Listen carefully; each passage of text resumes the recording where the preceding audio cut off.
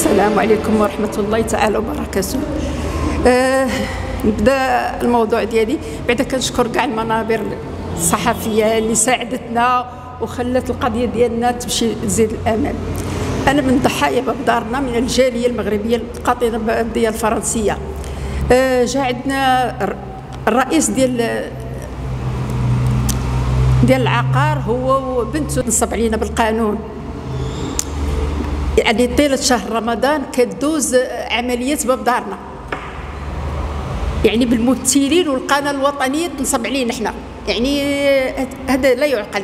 ملي كتشوف قناه وطنيه كدوز طيله شهر رمضان وممثلين، وانا من هذا المنبر دائما كنقول للممثلين خصكم تعتذروا للضحايا، حيت نتوما اللي بسببكم حنا تنصب علينا.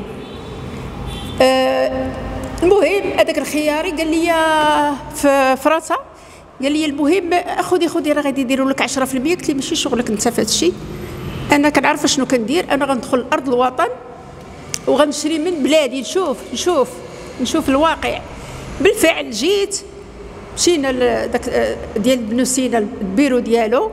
المهم خرج معايا قال لي دفعي لافون، قلت له لا تمشي للمحمديه نشوف.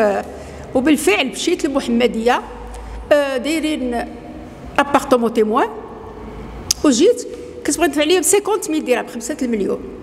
لا قالوا لي لا الا بغيتي باش دفعي لنا التوتاليتي باش نقصوا لك من القيمه ديال الدار، وزياده عليه نقصوا لي يفرشوا لي الدار كومبلي.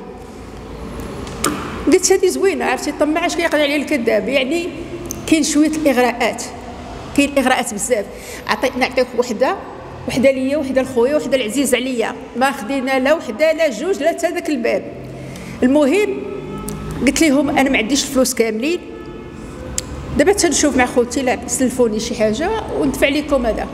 وبالفعل كيعيطوا قلت له باقي الفلوس ما جا.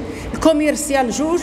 المهم عطيتهم الشيك، قلت له ولكن ما تدفعوش 20 يوم حيت الفلوس باقا ما دخلش ليا الكونط. الصباح مشيت عندهم الوحده، جا الكرسي ديالو باش يتخلص في الشيك. عيطت لي البنكه قالت لي كيفاش دايره هاد لاصوم والفلوس ما كاملينش عندكم. قلت لها لا راه تهلا على 20 يوم عاد شي يدخل. لا قالت لي جا الكرسي. قالت لي دابا المهم شنو غديري؟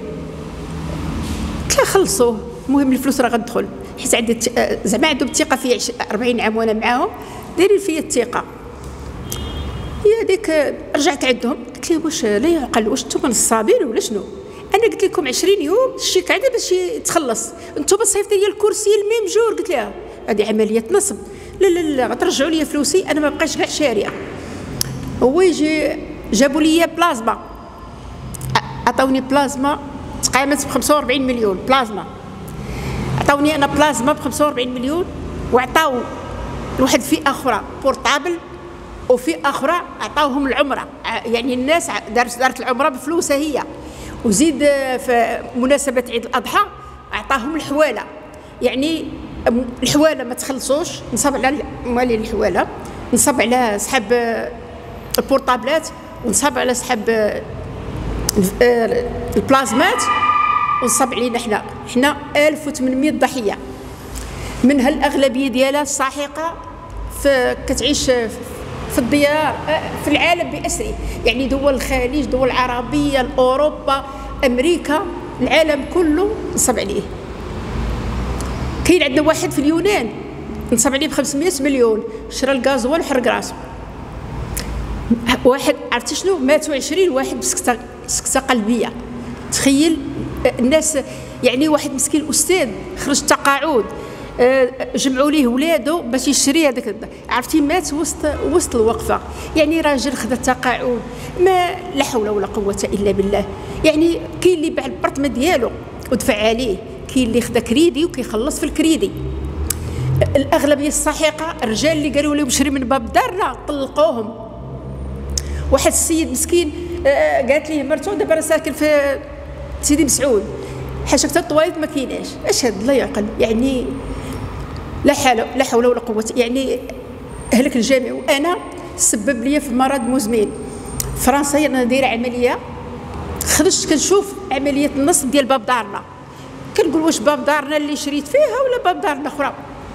المهم لا الغد ليه انا غادا سايقه الطوموبيل ولكن العقل مرفوع، دزت شويه على السطوب دخل فيا سيمون موك دا الطوموبيل كلها شويه باقي العمر طويل يعني قاسني انا شويه فهمت يعني سبب لي في مرض مزمن. ودابا انا بالنسبه لفرنسا انا معوقه دابا ما بقاش كنخدم يعني اونديكابي يعني دابا عندي لاكارت ديالي الوراق اونديكابي لاني ما بقاش لي نخدم دايره كنت دايره عمليه وزادني عمليه اخرى بالحديده هي دايره هنايا دابا فهمتي. دابا حنا راه دزنا من الابتدائيه دزنا للجنايات دابا حنا في السيناف.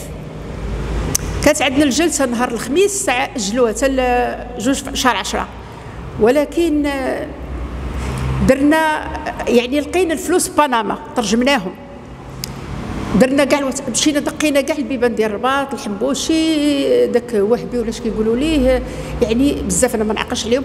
مؤخرا مشينا لمكتب الجاليه اللي في الرباط يعني درنا كاع يعني ما خليناش شيبان ما دقيناش. ولكن انا بغيت نعرف الفرقه الوطنيه دخلت هذه 5 سنين باقي لا حس ولا خبار. يعني الفلوس ديالنا كاينين الوثائق جبناهم يعني علاش ما جابوش لنا فلوسنا؟ خاص الدوله تعوضنا تعطينا فلوس تعطينا ارض تعطينا اللي عطاتنا ولو يعوضونا بالنص يعني المهم يعطيونا الامال. يعني الناس اكتئبت الناس تشردت الناس تأزمت الناس مرضات لا حول ولا قوه الا بالله. اش نقول لك حسبي الله ونعم الوكيل.